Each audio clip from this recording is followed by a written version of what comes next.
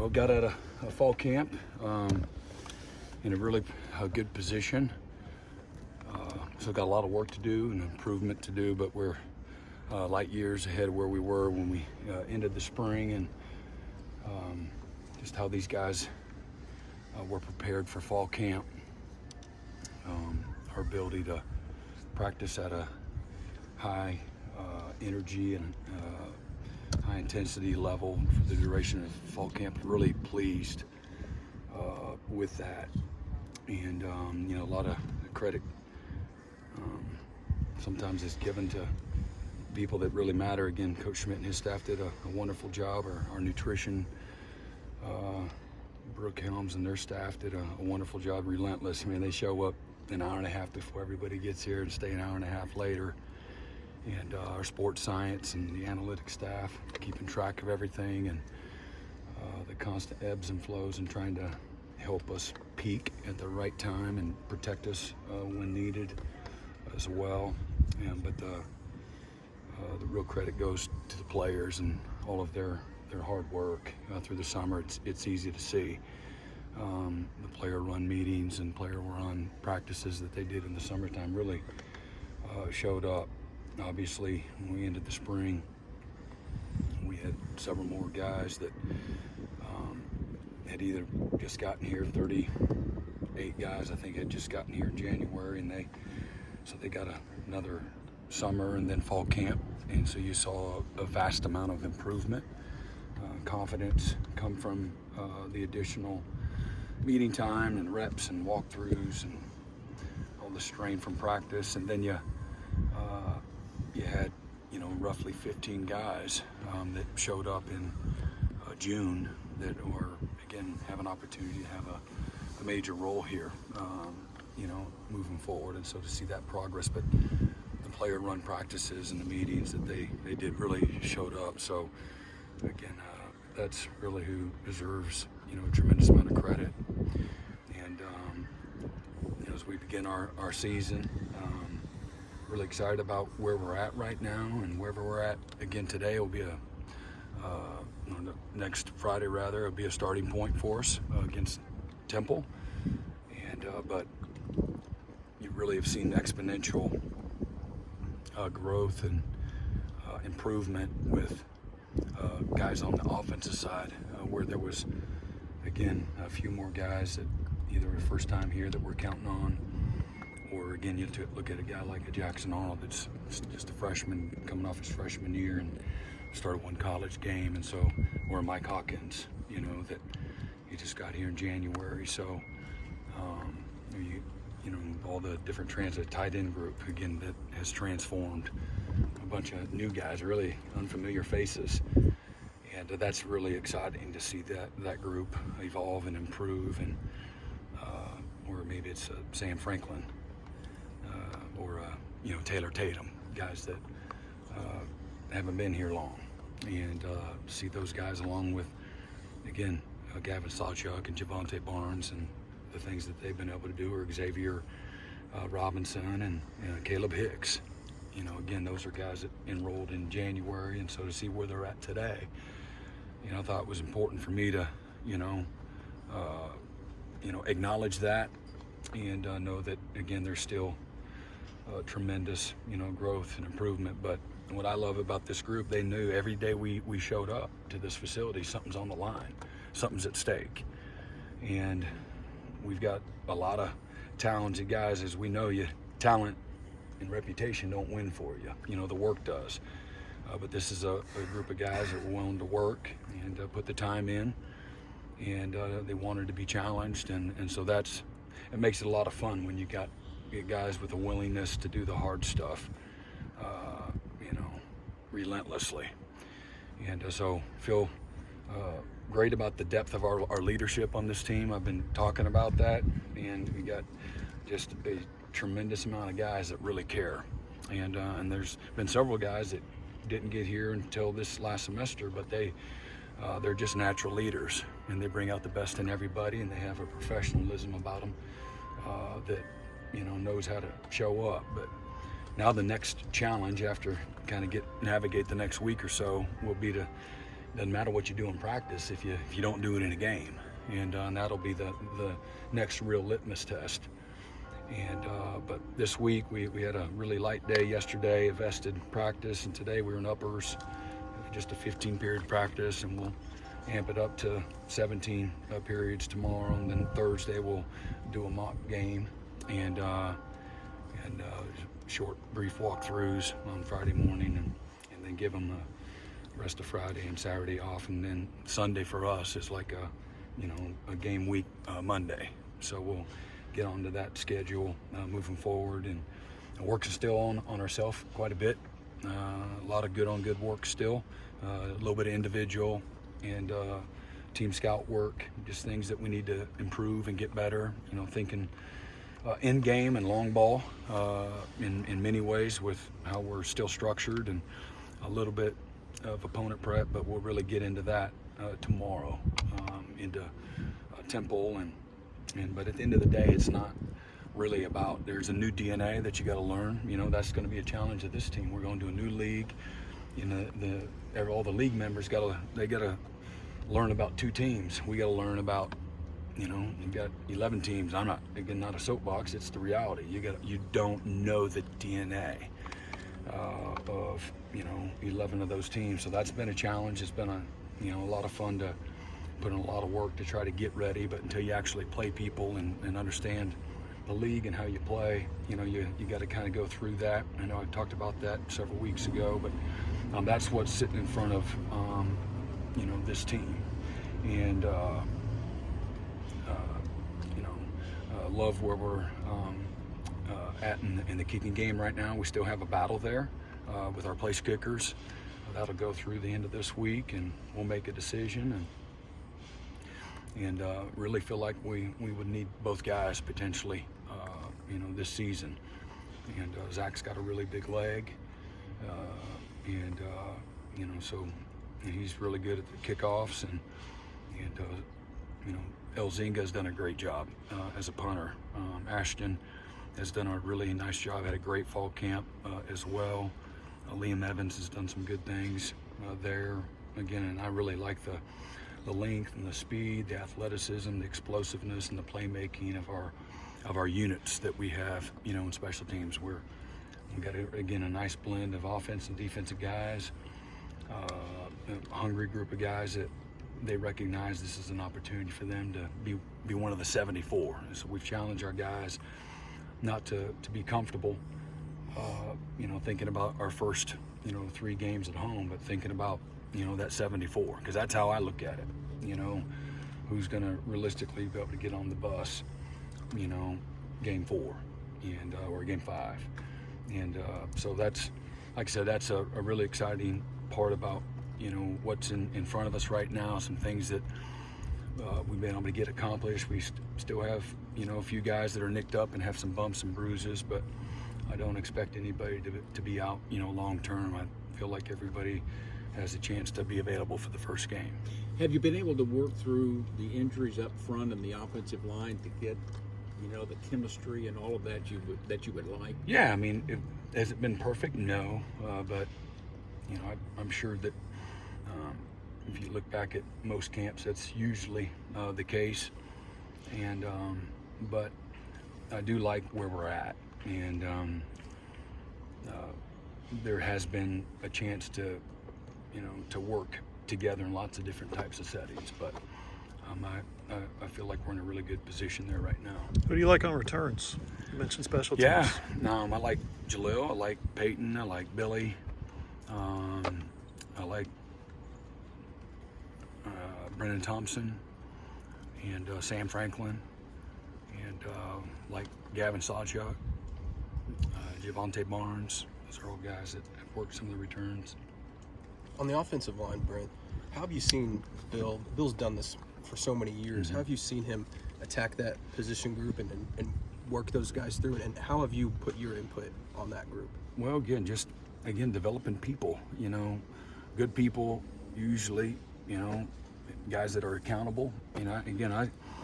My challenge to the guys, and part of our responsibility as coaches, is we have really talented guys and some more so than others. But when you have talented guys that their talent, aligns with their accountability, and then their availability, then you have a chance to be a really good player. And so we've got really good guys. We do have guys that started, a lot of games up front. We have a few young guys as well that I've, again, love their willingness to strain and improve and get better.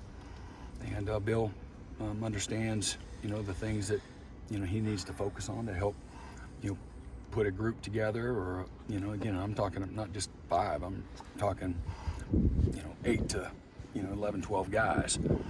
And so whether that's the development piece, the drill work, the walkthroughs, the film study, all of that stuff matters. And finding, the best combination of guys, and then all the what ifs, when it comes to keeping guys healthy, knowing what that'll look like. And again, developing the toughness and the focus of what we got to accomplish, understanding defense, understanding situations, what, again, we're trying to accomplish in different situations, again. But I've tried to, in every area, to give the offensive players, a perspective of what the defense is thinking. And if that's, again, situational, or that's fronts, if that's techniques, if that's pressures, that's coverage, all of those things. On special teams. Do you have an idea of a 5 that you'd like to have, or is that a fluid situation? Even going best over the first 5. few games? Best 5. Yeah. Brent, on special teams, how much has it changed this month in what you've been used to as a coach, having an analyst that can coach special teams? Yeah, that it's can nice. actually coach the guys and is going to do it on game day as well. I think what's changed, that part has changed a lot. So and in the depth of your support staff, their ability to coach. And we've got guys that have either been coaches before that, weren't able to, or they're former players that can really bring a lot to individualize, be more specific, fundamentally technique, get a little bit more on the field, eyes and correction and coaching. And so, but, everybody's got the same rules. So everybody should benefit from that. And I think when you talk about a coordinator, somebody that is, an expertise, and he has a vision for exactly what it wants to look like, when he can be a part of that development, on the field as well as, off the field. I mean, it gives you a chance to really, make some improvement, in the areas that you need to. But that's been a lot of fun. Doug's incredibly passionate, high energy, really smart, great teacher, inspires and motivates as good as any coach I've been around. The players have tremendous respect for him, and he's just a really effective communicator. So I expect us to improve from where we were. Brent, did you come out of camp still believing that you have the quality depth that you hope to have on defense? Yeah, and again, what I think we have more guys. That last year we had more competitive depth. I do think that we have a handful of guys from front end to back end that can play at an even higher level than what we did a year ago. Not necessarily 10 guys, but we have a handful of guys, I think that we're better. And again, several of our backups a year ago were either freshmen or sophomores. So going into their second or their third year is a big deal, from making a next jump, with their ability to play consistently, at a winning level. So, and again, we should be better on defense. Why? Well, you bring back guys. It doesn't make you better, like I said, we have a chance to be really good, in particular at some positions, and we've got a lot of work to do to be a really good defense. We got a lot of work to do to be, a dominant defense. We weren't an elite defense last year. We did some elite things. We had some things that we did really well, but that's not how you define a defense. To me, that's not the end game that you're looking for. And you want to, develop a defense that every single week, the defense is doing everything that they need to do to give us a chance to win. and that means getting the critical stop. That means being prepared for the situational piece of it. It means being physical and not letting people consistently make plays on you in the run game or the pass game. And so we got a lot of work to do, and we'll develop that identity through the course of the season. I love the group of guys that we have. They've been hungry, they've been committed, they've been willing to do the work. Now I think it has a chance to be an intelligent defense, but until you go do it, and again, you earn that through the season. And this might be the one of the toughest challenges Oklahoma, and Oklahoma defense has seen as a program. I don't know, I don't know what all the other ones are, but the challenge is going to be real for this group of guys. And will they have the willingness to show up every single week, start over, put the work in, do what it takes, do what the game requires you to do to be prepared to play at a really high level each and every week. Oh, you had a What point about where the you defensive line in particular? How do you feel about the depth that he's built there and how that fits into what you're talking about? I think it has a chance to be better, than what it was. How much? I don't know. We lost. Jonah played pretty decent last year. Isaiah Coe played pretty good last year. Lacey would have been a starter. We have one guy inside that's ever started a college game inside for us at Oklahoma on our roster. And our Mason, was banged up a year ago, and he's one of the contenders to be, the starter on the other side of Ethan.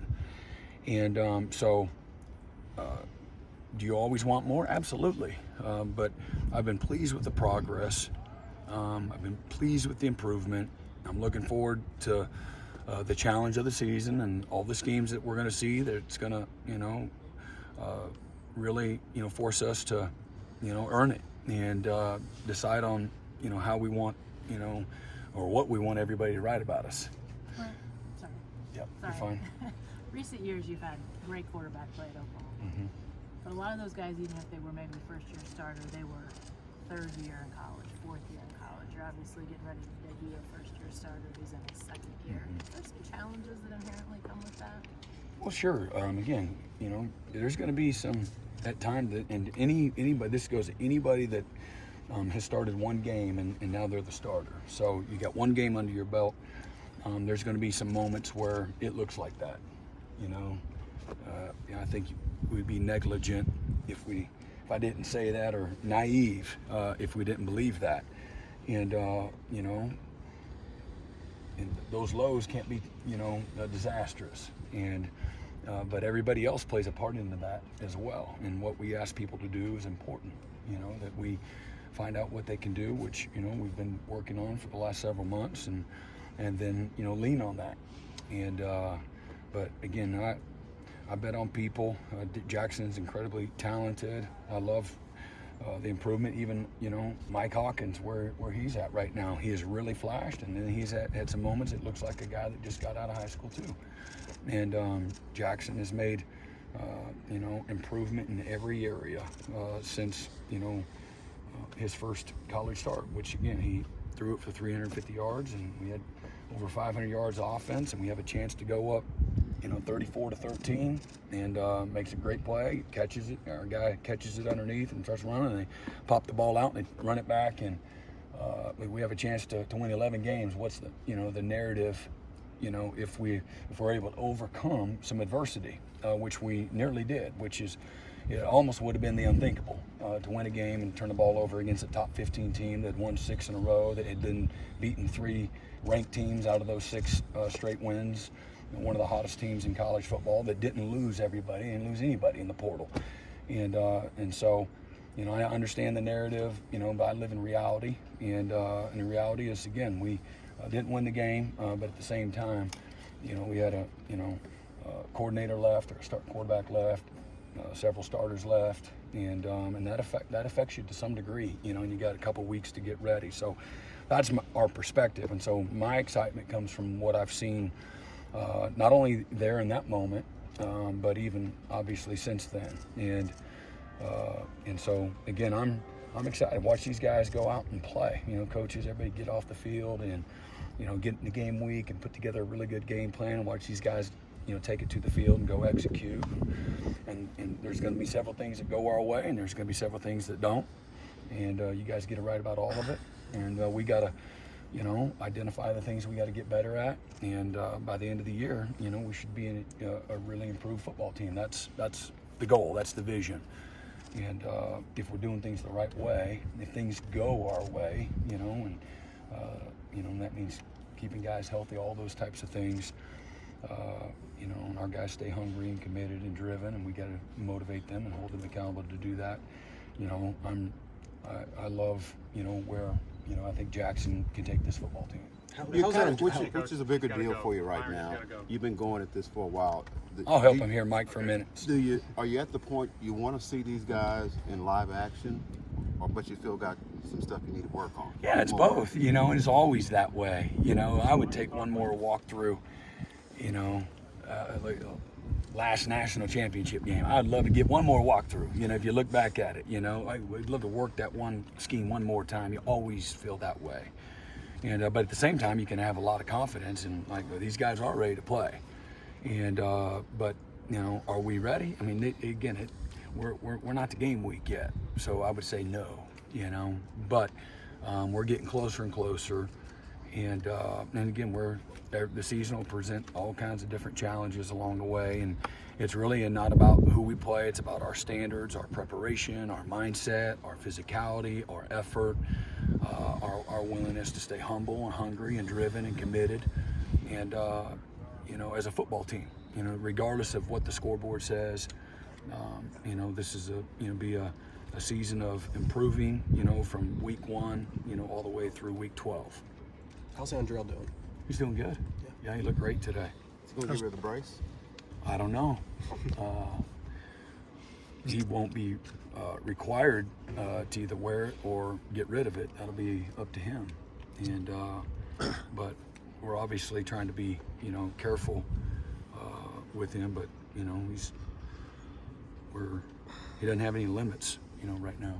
Is Deshaun back at practice? Deshaun back at practice yet? Not yet. How's that helmet communication working? Yeah, it's good. Yeah, it's good. No, it's interesting. I got ways I can hear everybody at once, offense and defense, when you're going against each other. Game day, of course, it's not that way. And but it's been really good. Can there be some advantages? Probably so. But if there's advantages for the offense, the defense will catch up quickly whenever that is. That'll all work itself out. But it's good to be able to have some last few words from a communication standpoint, but at the same time, man, you got to let the guys go play too. Don't want to paralyze them, because you had to get one last thing in. What about with a young quarterback? Do you think that's helpful? Yeah, probably so. If he has a bad play, I'm sure there's an opportunity for the head coach or the coordinator to be able to say a few encouraging words or be a level of support, or tell them the truth, and sometimes the truth hurts. Absolutely. Thank you. Yeah, you got it.